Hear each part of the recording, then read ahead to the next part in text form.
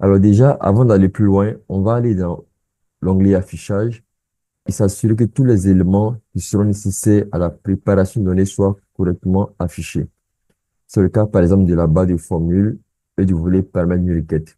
Alors, chez nous, c'est déjà affiché, donc il n'y a pas de souci à ce niveau. Mais dans le cas où l'un des deux éléments était masqué, on est simplement venu ici dans la partie disposition et masquer ou afficher la barre de formule avec la case qui est là.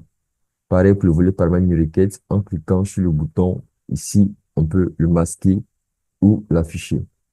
Donc, au cas où la barre de formule ou le volet paramètres d'une requête disparaît de l'interface, on peut simplement venir ici pour pouvoir les afficher à nouveau. L'autre élément qu'on va afficher pour nous aider dans la préparation de données, c'est l'option qualité de la colonne, l'option distribution de colonne et l'option profil de colonne. Voilà.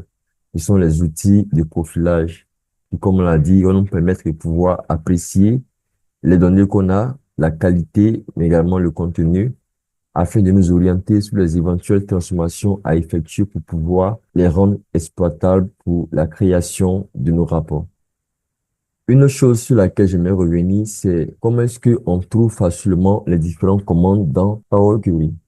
Généralement, les débutants, lorsqu'ils cherchent une commande pour effectuer une transformation, ils ont l'habitude de parcourir les différents onglets en espérant trouver la commande idéale. Alors, ce n'est pas une bonne manière de faire parce qu'on peut facilement perdre beaucoup de temps.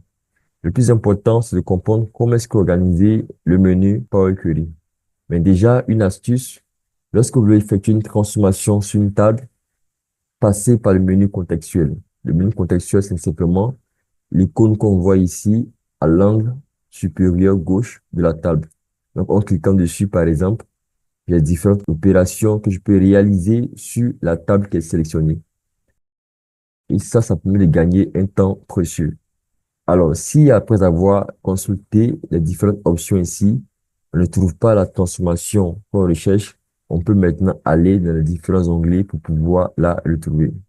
Et précisons que si on veut transformer une table ou une colonne, c'est l'onglet transformer qui est l'onglet le plus approprié. C'est là qu'on trouvera en général toutes les commandes qu'il faut pour transformer une table ou une colonne.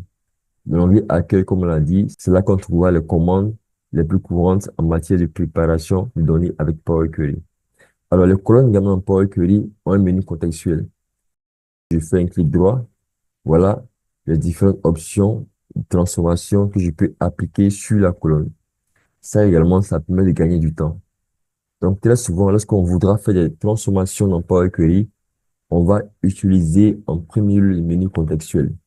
Et seulement lorsqu'on ne trouvera pas les commandes ou les opérations qu'on veut réaliser, le menu contextuel qu'on ira maintenant chercher dans les différents onglets.